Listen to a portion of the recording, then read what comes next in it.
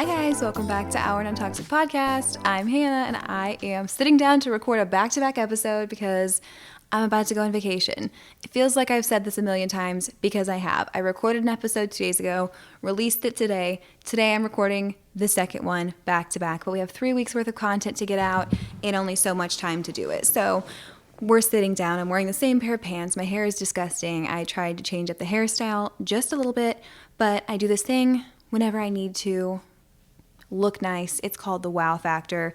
This is something that my friend Kendall coined in high school, and we used to use it before prom, which is where you show up to school looking as nasty, as greasy, as no makeup, frumpy as possible. So whenever you show up for prom with your makeup done and your nice dress and your spray tan, you look that much better because of the wow factor. So that's very silly, but that's something that I feel like I've implemented before all these nice events and trips that I go on. So it also is utilitarian because everyone knows you can't get a spray tan with a previous spray tan on. It will be ineffective and not worth your time. So in order to do the Urban Glow spray tans justice, I'm just allowing my natural skin to shine forth. Also, I need to re-dye my hair tonight because you can't really tell, but my roots are very, very grown out here. So we got a trip to CVS in the books for later. Gonna dye my hair, gonna exfoliate, get a spray tan tomorrow. So today is whenever I look my absolute worst, which is why it's great that I'm recording so many episodes on camera for everyone. But this is an episode about my relationship with Jesus, and it feels wrong to talk for too long about material things and appearances, even though I'm just a girl and those things are very real to me. I also thought about not wearing the headband for this episode because I feel like it makes me look very like Amanda Bynes' character in Easy A when she's like, and that's not the intention here, but the irony of looking like that while I'm also delivering some biblical truths is not lost on me. So I also thought about trying to look like edgier for this episode because I thought maybe it would make me seem more relatable, but you know what? I'm just going to show up. I'm going to do like Kurt Cobain said and come as I am. So I also recognize I probably shouldn't be quoting Nirvana at a time like this, but that's just what came to mind.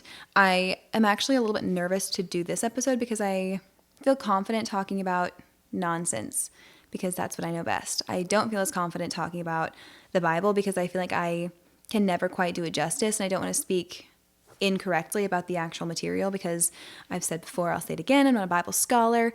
I'm a graduate of many vacation Bible schools throughout the years, but I don't have all the answers. I don't have it all figured out.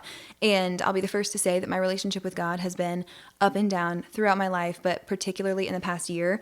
If you're a first-time listener, which some I hope are, then I'll give you the brief version. I've had 2 miscarriages in the past year. I've been dealing with unprecedented fertility struggles. I lost my grandpa, who was the closest family member probably to me, with the exception of my mother and my husband, but he was just close to me in a very different way. He's been one of my very best friends and my confidant and kind of my faith leader, and I'm very, very blessed to have my grandma still with us, and she's also one of my best friends. So it's just been very, very difficult to lose one half of my favorite duo in the world. So that was very, very challenging this year, but I am still here. It's been a difficult year. It's been a lot of downs, a lot of valleys, and through that, I've had a lot of anger towards God. I have struggled with resentment and, questioning his plan for me and wondering what's the point of praying if it seems like things are just going to happen to me anyways, and, wondering what the whole point of all of this is and if I'm just wasting my time and spinning my wheels in pursuit of faith. And I'm happy to say I feel like I've come full circle in this whole year with significant ups, significant downs, and my trust in God. But over the past month specifically, I've really dedicated some time to Bible studying. And even though I've been consistent with journaling and doing kind of phone app devotionals throughout the year, throughout the past many, many years, I have been very guilty this past year with not listening to God. I've been doing a lot of requesting, lots of prayer and petition, lots of, why would you do this? Here's what I'm angry about. Why would you do this to me? What's wrong with your plan for my life? What's taking so long? Lots of that, but not a lot of listening. And even though I would pray, God, give me a sign, God, speak to me, let me hear your voice, blah, blah, blah, I was never actually pausing to listen. So I would, write in my journal. This is one of many journals that I have that will probably be buried with me one day because these are personal. And Also, they're written in cursive that no one can read, especially me. I realized that as I was writing the outline for this episode and going back through my notes and realizing that I have encrypted them so well that I can't even decipher my own handwriting. Luckily, the Lord can. But all that to say, I've been very good about writing my thoughts down, talking to God, bringing things to God, but I've not always been so good at stopping to listen, because I'll close the journal, go about my life, and then wonder why nothing is changing. So while God is not a wish granting machine, he's not one of those things where you like put a coin in and then you ask for a fortune, you ask for a prediction for the future, and then you get the little thing spit out. It's not something that works in that way. It's not transactional. And I was treating it for a long time like it was transactional, and I think that's why I was getting a mixed bag of satisfaction out of my relationship with him. So probably early December, I heard a sermon from my church, which is Life Church. Pastor Craig Groeschel is fantastic. And the message was talking about, your faith, and obviously it was talking about your faith, but he was talking about how it's something that's active and you're responsible for the strength of it. So if you feel like your faith has changed, then what has changed? Because God has not moved. God is the same God yesterday, today, and forever. And if you feel that there's some distance, then only one person has the potential to move into change, and that would be me. So I reevaluated my relationship with God, my habits, everything else, and I was like, okay, if I'm being completely honest with myself, after bad things happened in my life, I treated my relationship with him as, you're lucky I'm still talking to you, and you're lucky I'm still praying, you're lucky that I'm still pursuing faith and calling myself a Christian after what you did to me. And I had some incredibly ugly thoughts, all of them along that line of just, you should be happy that I'm even taking the time to talk to you, and almost treating it as though like playing hard to get and wanting God to come and pursue me, and thinking, if you're going to do all these things to me, you need to prove why I should still trust you. Why should I still have faith in you? And a lot of my journal entries really reflected that attitude. And it's very sad to look back on them and see how dark of a place that I was in and how much I was just struggling to feel seen and feel heard. But at the beginning of December, I've heard that sermon and I was like, you know what? I am the one that moved. And even though I feel like I had good reason to move, I feel like I had been significantly hurt and was carrying a lot of baggage, and without anyone else to really blame for things that had happened, I put all the blame on God and asked, why are you doing this to me? Why are you making me go through this? Why is my story so painful? And I decided upon hearing that sermon that I was going to just try something different. I've tried everything else. I've tried the fasting. I've tried cutting out, all this bad media for myself and only listening to Christian music, which is a good thing. That's a good thing. But I've tried that and then gotten mad when bad things still happen in my life. And I've done devotionals. I've done prayer. I've prayed 25 times a day, sitting down and journaling. I've done so many things, and bad things still happen. And that was what really had shaken my faith, is that the second time that I found out that I was pregnant, I was really dedicating myself every single second to praying, to focusing on God. I was listening to worship music nonstop. I was sitting down every single time I was afraid, which was pretty much every time that I was awake and thinking about things. I would sit down and write and ask for peace and pray for this baby and pray for everything else, and I still lost the baby. That was very difficult for me. That was so heartbreaking. That was so challenging for me, especially with other factors that had happened in my life where it felt as though things were divinely crafted to be as ironic and as cruel as possible. So things that had happened in my life seemed, leading up to that, finding out that I was pregnant, like they were answered prayers. They seemed like things were divine timing, things were working out, things were falling into place, and it seemed like God's hands were all over it. I even found out that I was pregnant at the same time as my best friend. We were due 2 weeks apart. And I was like, this is meant to be. This is the most beautiful thing I have ever experienced. We made a Pinterest board with the matching bump pictures, everything else. I was like, this is it. This is why I had to endure that first miscarriage and go through my whole fertility journey, is so that we could get pregnant at the same time and have babies at the same time and raise them at the same time. And I was so excited. And then I lost the baby, and she didn't. And that is one of the most heartbreaking things that I've had to go through alone, just having a second miscarriage, but also having this beautiful dream scenario be so close and be so real, and then just be ripped away from me. And I had never been more devout in my prayer life as I had been during that pregnancy. And when it ended, I was like, did you hear a word that I was saying? Did you listen to me crying? Did you hear my prayers? Was I not grateful enough? Was I not appreciative enough of this miracle? What did I do wrong to cause this and allow this to happen to me? And that's when things got really ugly in my faith life, because after the first miscarriage, I knew that it was not uncommon. I knew this happened to many women. I was able to release an episode that allowed me to have a conversation with so many women who had experienced similar things, and I felt like that was the purpose. And God allowed me to go through this thing so that I could help women, so that we could have this conversation, and I would feel less alone, and hopefully they would feel less alone. And I thought, okay, that's great. This thing happened. Here's what God did with it. Now I can move on. And when it happened a second time, it was like, this is no longer just a bad thing that has happened to me, but this is now an ongoing struggle. This is a fertility journey. This is something that's wrong with me. It's going to be expensive and it's going to be difficult. And it has been. But that's whenever it switched to me being angry at God and going down this spiral of being like, what's the point of prayer? Because I prayed for this life for so long, and then it happened, and then I lose this baby. For the second time, I have to go through the emotions of telling family, of telling my husband, of all these things, of going to the doctor and checking to make sure your levels go back to zero, and going through everything again, only to be told God has a plan, to be told that God is in control. And I really struggle with things like that, which I know people don't say with the intention of making it, salt in the wound. But whenever you've gone through something that's been so devastating, to have people tell you, God has a plan. This is going to be okay. Everything's going to be fine. God has plans.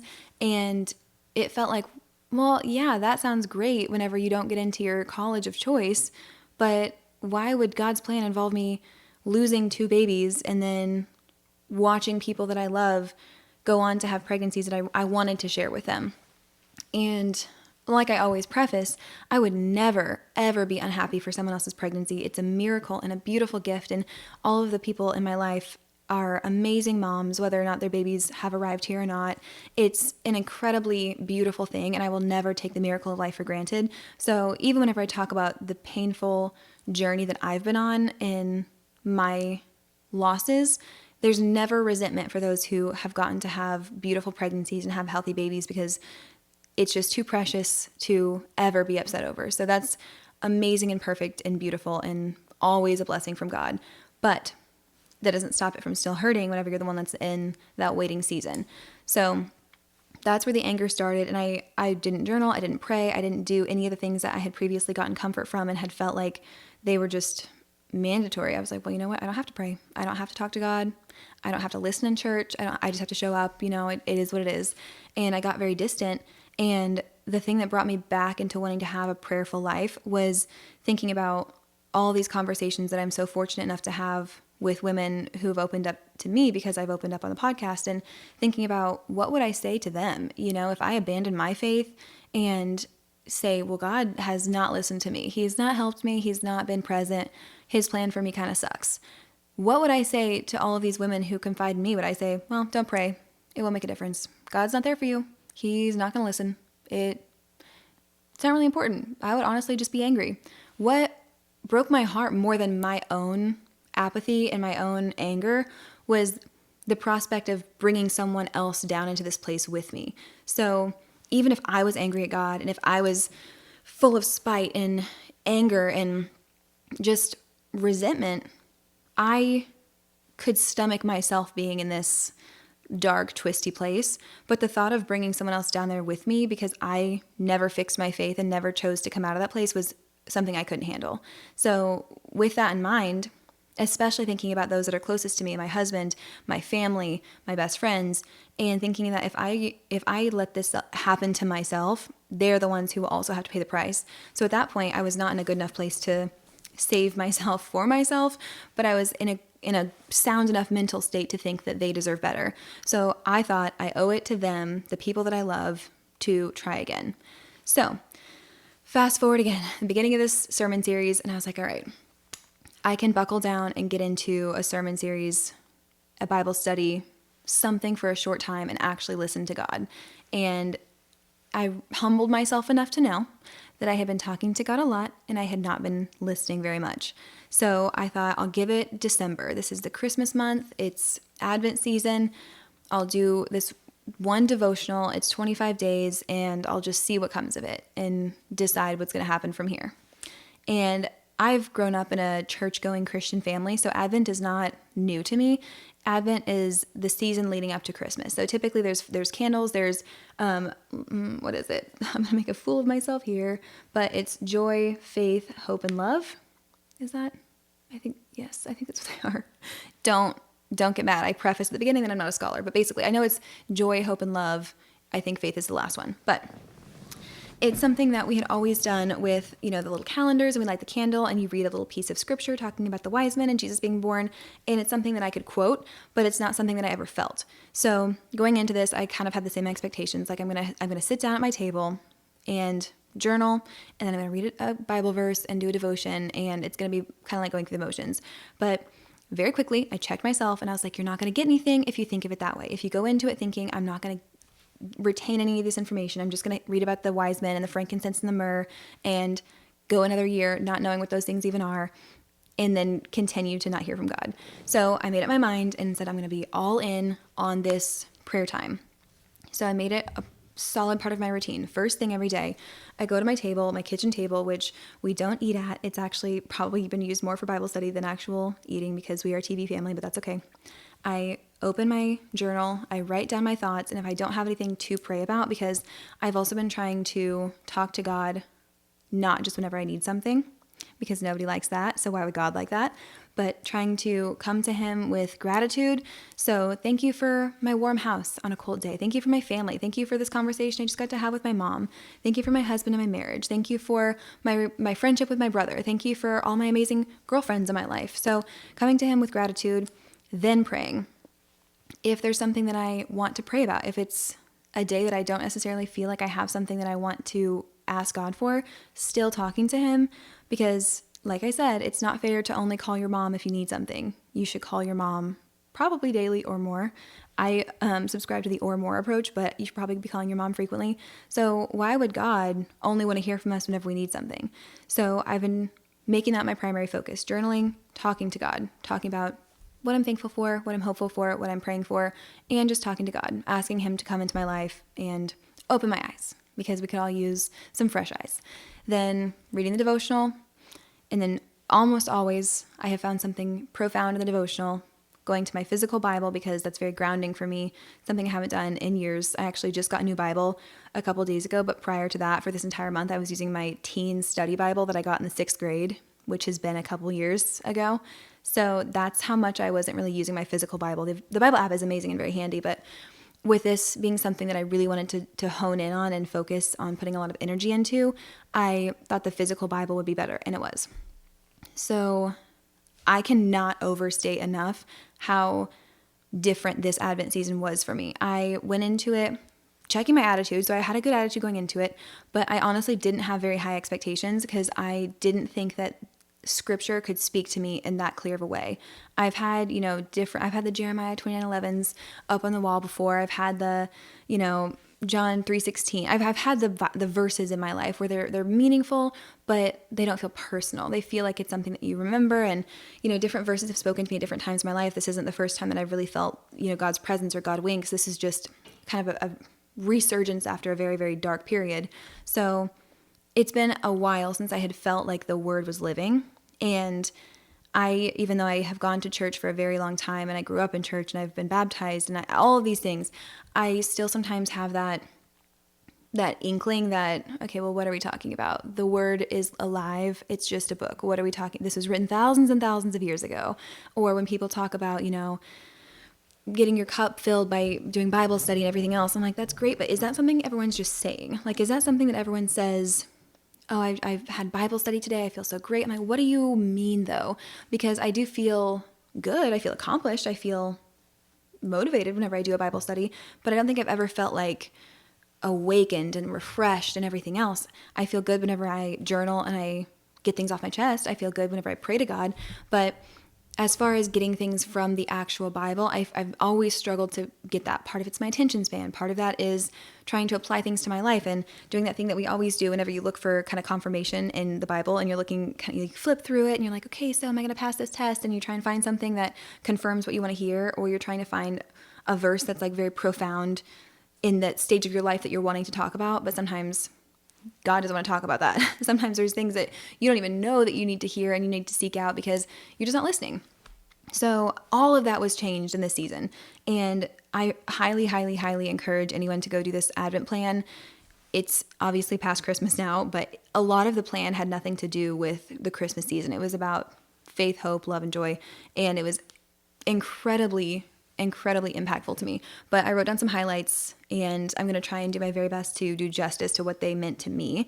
But a lot of these were verses I had heard previously, and the thoughts that kind of just came into my head, I was like, I know God is speaking to me through all of this. And again, I know how these things can sound if you don't have an active relationship with God.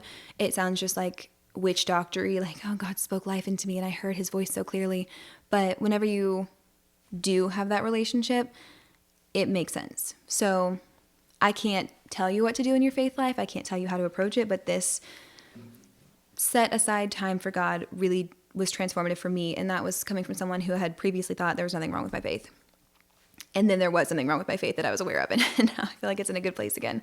But one of the first things I felt like God was really speaking to me is I was doing a devotional, and there was the typical Proverbs 31 woman where, is it 31 or 13? I'm a little dyslexic. See, I'm being thwarted by the evil powers here because I can't even quote things appropriately. But she is clothed in strength and dignity, and she laughs without fear of the future. I've heard that a million times. Everyone's heard that a million times. That's a very common verse, especially in like women's Bible studies and the little conferences that you go to. But for the first time I read that, and I realized I have been praying for the strength and the dignity my whole life. I've been praying to be strong and dignified. But how many times have I prayed to be able to laugh without fear of the future? The answer is 0. I've been missing the entire latter half of this very famous verse because I've been so focused on make me strong, make me dignified. I want those things. I want to be a strong, dignified woman. But I've never, ever thought that I aspire to be a woman who can laugh without fear of the future. And how powerful is that? How profound is that? To wake up every day and to be able to laugh, the ultimate physical expression of joy. Laughter is literally whenever you have so much happiness and joy in your body that it's a physical manifestation of that. And to be able to laugh without fear of the future, I can't think of a day that I wasn't wrought with anxiety over the future. And you're telling me that you want me to be able to laugh without fear of it? That sounds preposterous. So that was the first thing that actually caught my attention very, very profoundly and made me think, okay, there's a lot more to each verse than what I have grown up hearing and what I've just kind of brushed off as like a colloquial Bibleism. So that was the first thing that I really prayed over is, God, make me someone with the ability to laugh without fear of the future. This year's made me stronger. It's done its best to not make me get to this point at all. But I'm stronger. The dignified part is probably varying on a day-to-day basis, but I'm definitely not someone that can laugh without fear of the future. I'm not someone who can really even think about the future without getting a little stressed. So that was my first prayer. Just give me the peace to laugh without fear of the future, to trust in you. There's so many components that go into that, but that's what really struck me first and foremost. Next, whenever I was going through this plan, it really aligned with the church sermons that were happening at my church, obviously, at the time. And one of those was talking about how God sent Jesus at the exact right time. And timing is something that I've obviously been grappling with God, being like, well, why do you think that I should wait longer for this? Why do you think that I should wait to grow my family? Why are you making me wait? So I've had all of these things that the timing of what I would like to see happen has not aligned with the timing of what God is clearly up to. So this verse in this sermon, it was all talking about how when God sent Jesus, there were hundreds of years before that he could have sent the world a savior, that he could have sent his son.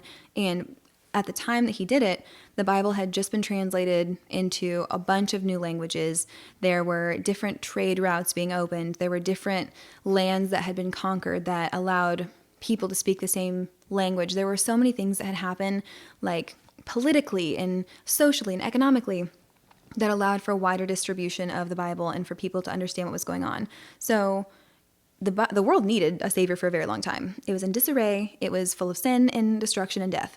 And people were probably like, what is God doing? When is he going to send something? When is this savior that's been prophesied going to come? And for hundreds of years, he did not.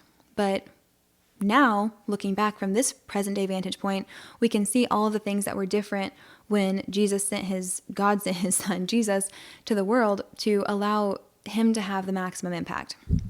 So with that, I was thinking, okay, so if God has profound timing with something that big, I'm sure he probably has it figured out with me too. It's a little bit, how do I say it? Egotistical of me to think that my issues are something that's bigger or even in the same universe as the salvation of the world. So if God had the plan to wait hundreds of years, to wait for these things to happen, to send Jesus, who's to say that he doesn't have a few little things lined up that will make all of this worth it and make it all make sense?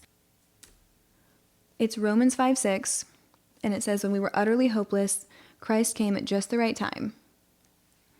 That's it. I can't speak for you guys or what you're going through, but if you're feeling a little hopeless, if you're feeling a little lost, God has just the right timing. So that one felt very personal to me, just in that I keep thinking that I've been forgotten, and I keep thinking that I've been abandoned, or that my prayers are getting misfiled up in heaven, and that they've gone like to holding instead of to the stamping approved pile. And I'm like, okay, well, can someone divert them? Can we do like a prayer audit and get my prayers back into the right pile? Because I've been waiting for a very long time. This has to be beyond normal prayer answering protocol. So if we could get maybe a rush on these, that would be great. So this was humbling to me and gave me some peace in realizing that if something so significant to the actual literal course of the world and human existence was planned and came at the exact right time, and it made sense for how things happened, then maybe there's more to happen in my life for this prayer to be answered, for this miracle to be given. So I humbled myself, and that's what I did, is believed in God's timing. And then as we got closer to Christmas, obviously we talked more about the Bible study in this devotional, and one of the things that really stood out to me was Mary. And obviously we know Mary is the mother of God. Mary is the one who gave birth to Jesus. We've all heard the story. She rode 90 miles on a donkey, 9 months pregnant, to give birth to our Lord and Savior. We've all heard this Bible story, and we've seen the VeggieTales retelling, but this year, listening to the story with fresh eyes, again, taught me so much. And as someone who feels very personally about the entire miracle of pregnancy, then the Christmas story was already different and held different significance to me. But this year in particular, I was reading and realized that I have not reacted to what God has been doing in my life the way that Mary reacted to her calling. So Mary is young. She's engaged, but she's not married. This is biblical times, so getting pregnant out of wedlock is still a little looked down upon in society today. Can we imagine how it was thousands of years ago? Probably not welcomed with open arms. And she finds out that she's pregnant, and the angel appears to her and tells her not to be afraid. This is what your plan is. This is what God needs you to do. And she doesn't say, this is going to ruin my wedding. This is going to ruin everything. Everyone's going to be mad at me. I'm going to be so embarrassed. How do I explain this to my parents? How do I explain this to my fiance? My in-laws are going to hate me. They're going to judge me. How am I going to fit into my dress? I don't know how to handle this, God. This is not good. This is not the right timing. Why are you doing this to me? The Bible does not say that she does any of those things. It says that she was a good and faithful servant, that she accepts God's call for her life. And the devotion had such a beautiful way of putting it. It said, Mary served and loved God by joyfully responding to his call with faithful trust.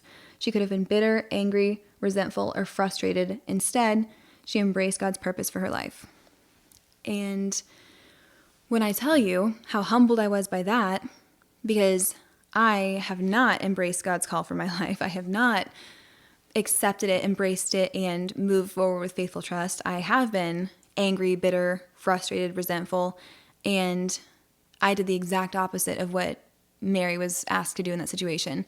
And her calling was not an easy one. Like I said, she was probably socially looked down upon. She was having to explain this nearly impossible, actually, it was impossible thing to her husband, and having to make this arduous journey and have her baby in a stable and all of these things that were asked of her, she didn't approach it with, why me? Why can't I have the nice wedding? Why can't you do this to somebody else? Why does this have to happen to me and to me now? So there's no mention of any question of any resentment towards God or her trying to bargain and say, well, maybe you could just do this after the wedding, or maybe you could do this, or maybe I could have my honeymoon first. There's no mention of her trying to barter her destiny away. She just accepts it with open arms and with humility, and is so honored to be able to serve God. And whenever I read that, I was struck, because for the first time I was thinking about her as somebody who's, younger than me. So when Mary gave birth to the Savior of the world, she was, I think, 19, maybe younger, but I'm 26 and I can't accept God's calling for my life that well. So whenever I was thinking about it in those terms of somebody who's a very real human girl going through emotions, who probably did get embarrassed and did feel fear and shame and all of these things, she accepted her destiny so easily and so well. And here I am fighting God at every twist and turn, and, scratching and clawing and begging for any other destiny and any other thing that I have to walk through because I don't want to deal with it. And even when I get these messages from people that are so encouraging to me, saying, I felt so alone until I listened to your podcast about the miscarriage, and I had no one to talk to, but listening to you made me feel seen, and all these things that are so encouraging and make me think, okay, God has a plan. There's good coming from these bad days in my life. Even those, if I had to be honest with myself, I would trade away all of the help that other people have gotten from my situation to have not gone through it. And that's so difficult to admit, because I would love to say, it's all worth it because I could help somebody feel less alone. It's all worth it because I could speak to women who have gone through this that don't have the support system that I have. And I want to be able to mean those things and to think, I'm so blessed that God used me in my pain in this way, and I am. But if you gave me a choice to have a beautiful, healthy baby and none of that trauma, would I choose that? Probably. I probably would. So that was a really difficult thing to wrestle with, was just thinking about how much differently the fate of the world would have been had Mary handled her destiny the way that I've handled the things in my life. And that's not a fun thought. So for me, reading that, it felt like, oh, that's not encouraging. That's eye-opening. That's an awakening. That's something that I want to improve and to change about myself. So I made a decision literally then and there over my morning coffee, having this moment with Jesus, and said, I will handle my destiny, my cross to bear, my difficulties better. Because there are also people that exist in the exact same time as me that are handling a lot worse things a lot better than I am. So who am I to have this awful grudge match with God because of my issue, of my pain and my trauma? Because if I have faith and if I believe that He is the God that I've been taught and that I have confessed that I believe that He is, then don't I think that He could probably do something great with something bad? So all that to say, that was a very, very eye-opening moment for me. And that has been one of the driving factors in my attitude changing about all of the news and the test results and the journey that we're going on to get pregnant, is because I know that everyone is given a path from God, and our attitude, our pursuit of it, our obedience, our willingness to find meaning from Him is all up to us. So I don't want to go through my life just, being pushed down this path, heels dragging in, mud being kicked up to the side, and resisting at every twist and turn, because then I'm not, one, looking around to see all these beautiful things along the path that God has created, and two, how much worse am I going to be whenever I finally get to that destination, because I've been scratching and clawing and fighting the entire way, versus walking peacefully with God, learning from Him along the way, and taking in the sights and the experiences and the scenery on the way to this answered prayer, this destination, whatever that looks like. So whether my prayers will be answered in the way that I want them to be answered, or whether they'll be answered in a completely different way that only God has in mind, I don't know.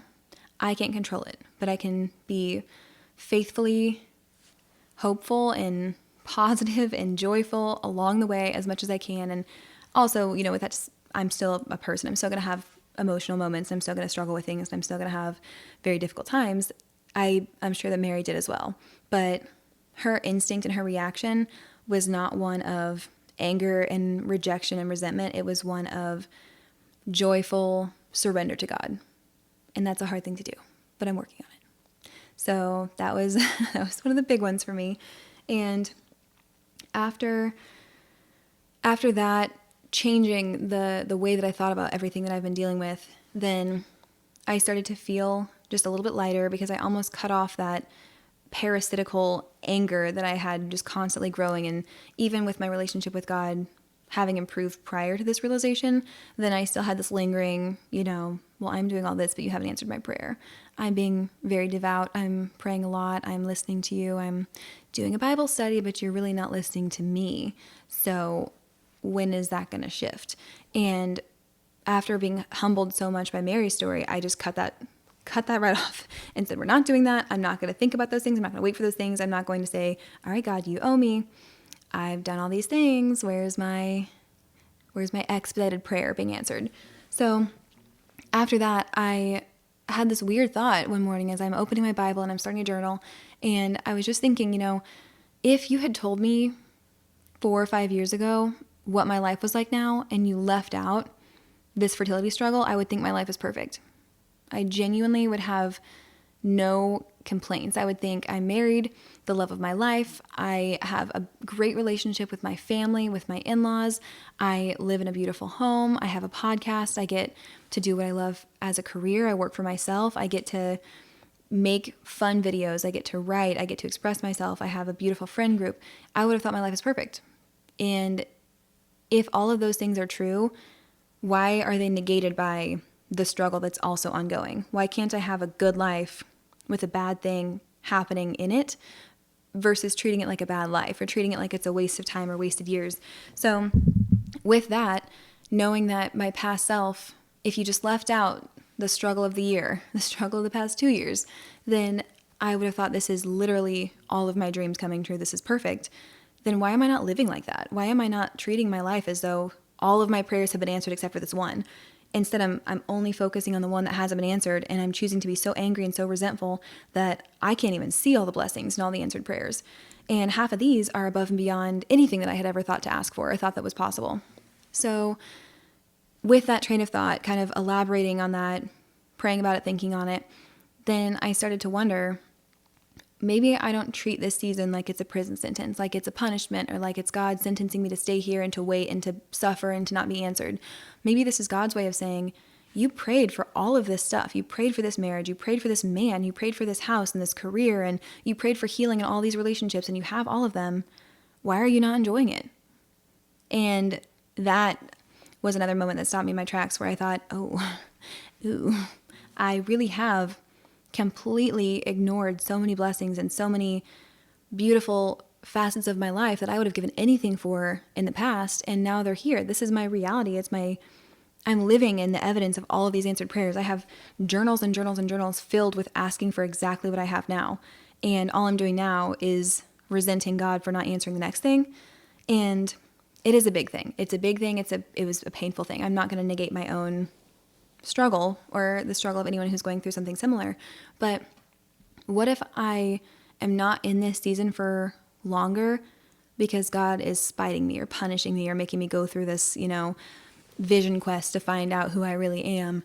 Maybe it's truly just so I enjoy this stage of my life for a little bit longer, because I'm only going to be not a mom for so long. I'm only going to be 26 for so long. I'm only going to have this perfect group of clients and the ability to work from home and the level of fitness that I have now. I'm only going to have that for so long. And there are so many parts of my life that are fleeting.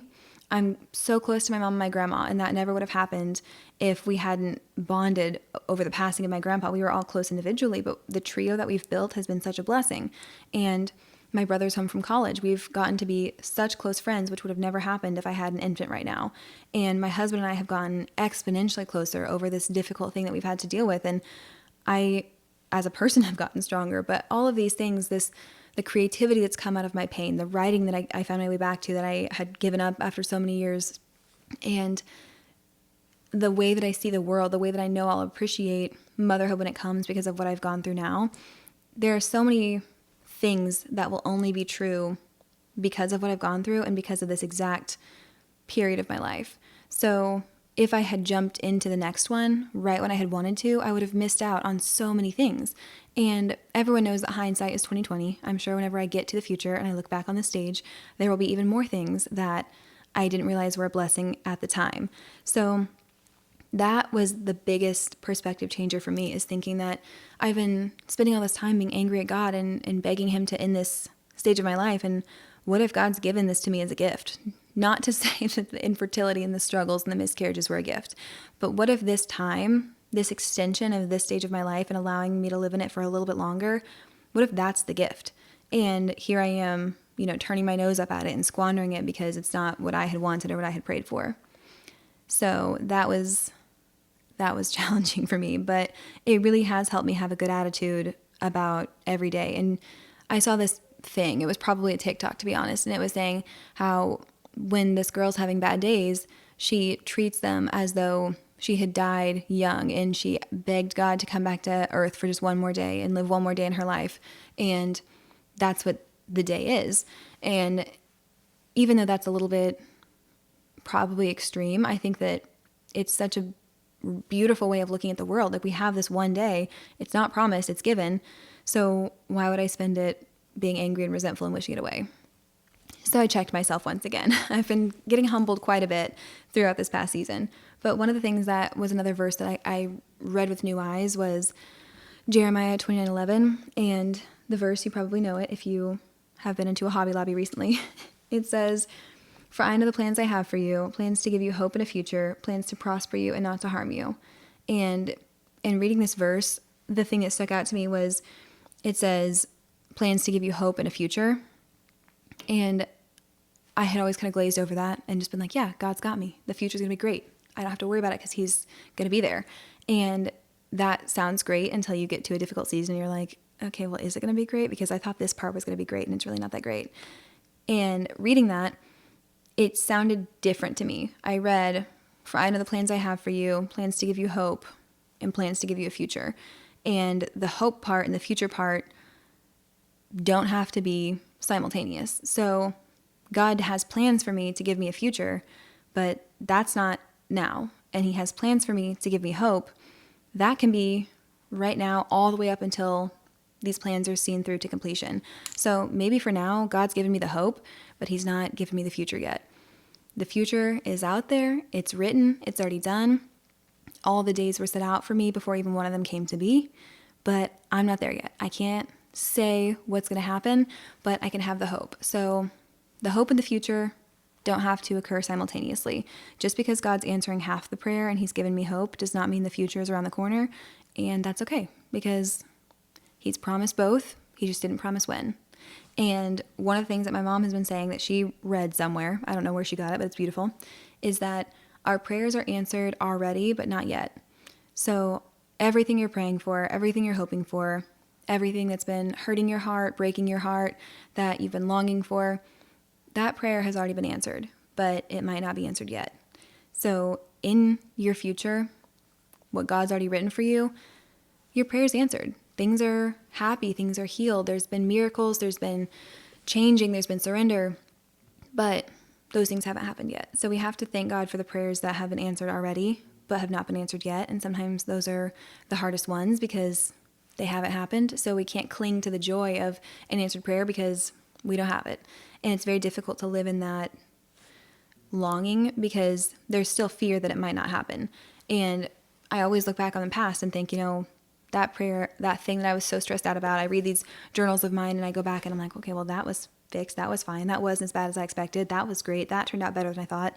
If I can look back at all those things and think, okay, well, every single one of those God took care of, it worked out great, then why can't I look to the future and think the same thing will happen? Because I look at all these situations and I think, okay, if I just had known it was all going to be okay, if I would have seen the future and known the outcome, I could have just chilled out and enjoyed my life. However, I'm doing the same exact thing now. God has a 100% track record of making things okay. And here I am stressing out, wondering if my little tiny life, my little blip on the spectrum of the world is going to be the one time that he drops the ball. Who am I to think that highly of myself? So that's been my rude awakenings with God lately. Those are the things that I've been really calling myself out on and trying to remember, it's all been answered. It just might not be answered today or tomorrow. And my relationship with God truly has never been better. I look forward to my Bible study. I feel like it grounds me. It gives me this awakening feeling for the day. I feel like I when you feel seen by God, there's really not much in the world that can bring you down, though the world might try, because it does try. It really has just been so transformative for my life. And like I said, I was very nervous for this episode and struggled to feel like I'm equipped to talk about it because I fumble over verses and I can't remember which order the numbers go in, and I can't quote things without reading them off of the screen. And for some reason, I feel like that disqualifies me from talking about the Word of God. But it's been very real in my life, and I want to share that with any of you who might need to hear it like I did. And I think that it's just so important to note that your education, your comprehension of the Bible doesn't disqualify you from faith. Your doubts and your anger and your resentment doesn't disqualify you from faith. Your past, your background, your journey, whatever you're going through doesn't disqualify you from faith. God is listening and He's there. And if you feel distant from Him, I promise you, He is not the one that has moved. So I sincerely hope that I made some kind of sense in this episode, that it was helpful in any minuscule way to any of you. But thank you, as always, so much for listening. I appreciate each and every one of you who makes it to the end of these episodes. And if you ever have any prayer requests or want to talk about your faith, I'm always available. My DMs are always open. Don't expect scholarly wisdom, but you can expect honest and prayerful friendship from me. So, with that being said, thank you guys for listening. I hope you have a wonderful week. I hope you have all mountains, no valleys. Treat yourself on Friday, and I will see you next week. Bye.